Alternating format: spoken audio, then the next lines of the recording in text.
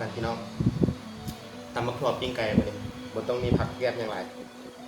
ธรรมดาธรรมดา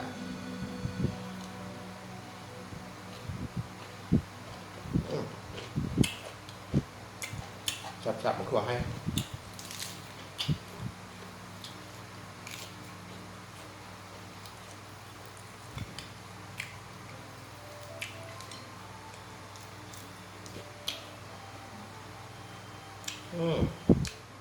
สับปิ้งไก่ครับประเดี๋ยวไก่บ้าน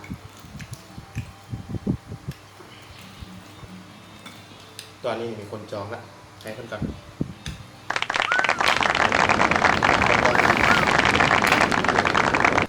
ลอยกินด้วยทางข้างกันเนี่ยเห็นไหมเหมือนกัน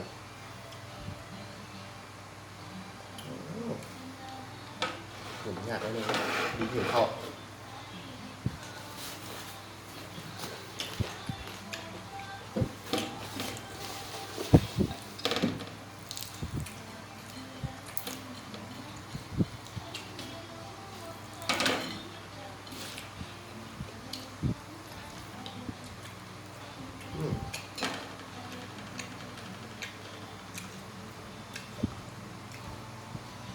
ปิ้งตัวเดียวยังกินบุบเบิ้ลเราจะปิ้ง2 ตัวแบบ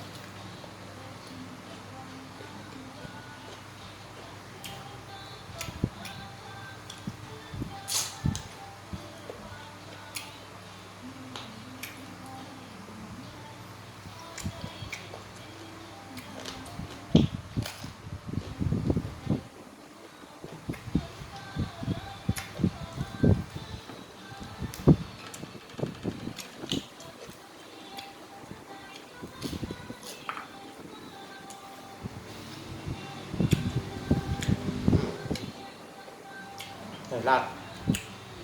ปิ้งหนึ่งก็แซ่บปิ้งครับไปแหละท่านครับ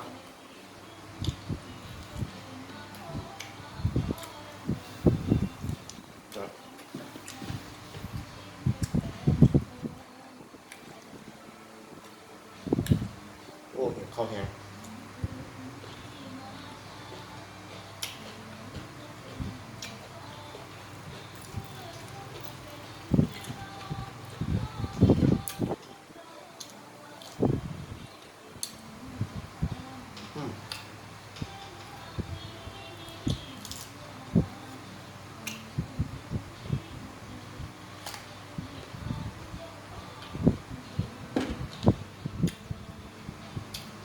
ครับ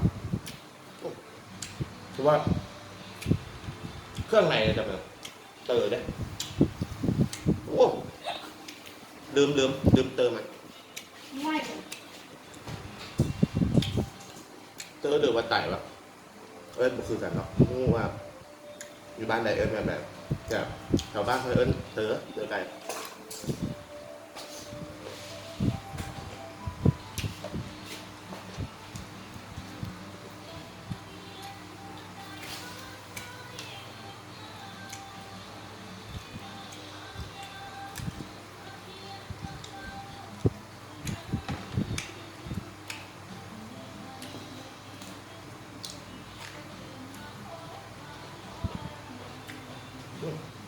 ทำหัวครับแล้วหัวให้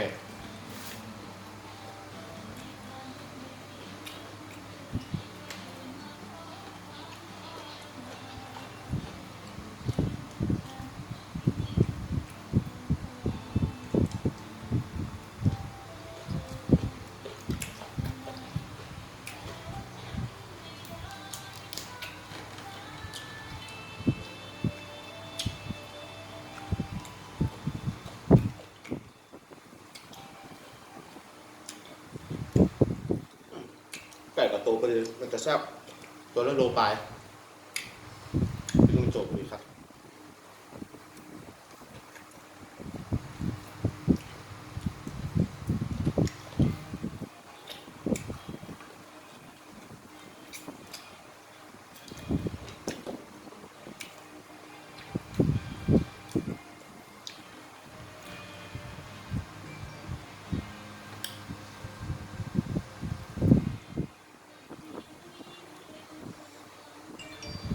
เป็นแนวกินกับข้าวมาเลยเดี๋ยวเมื่อหน้าจะได้ลองกินกับเพื่อนกับ เคยไปกินหลายอันนี้ก็กุ้งเนี่ยกุ้งอย่างว่ากุ้งตำกุ้งนะแบบเผ็ดร้อยหน่วยเนี่ยเดี๋ยวช่วยลองก่อน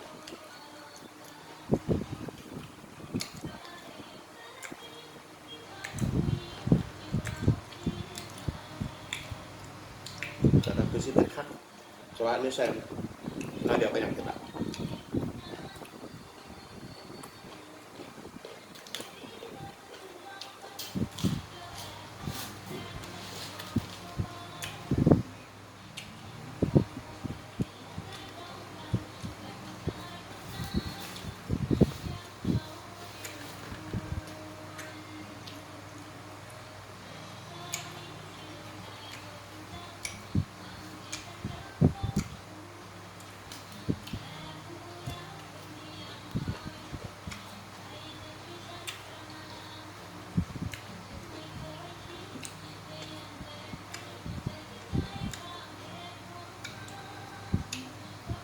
ทำเองก็แซ่บเองกว่า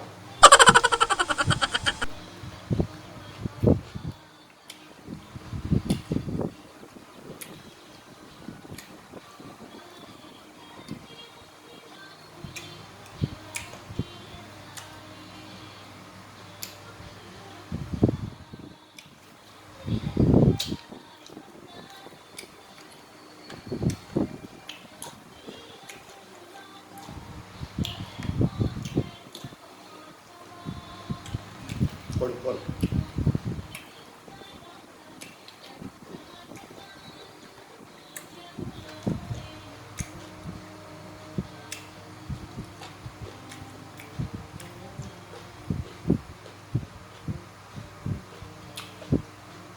อลยังบุกเก่งไปเนาะฝากซองเลยเด้อฝากซองเลยเด้อมาใหม่อืม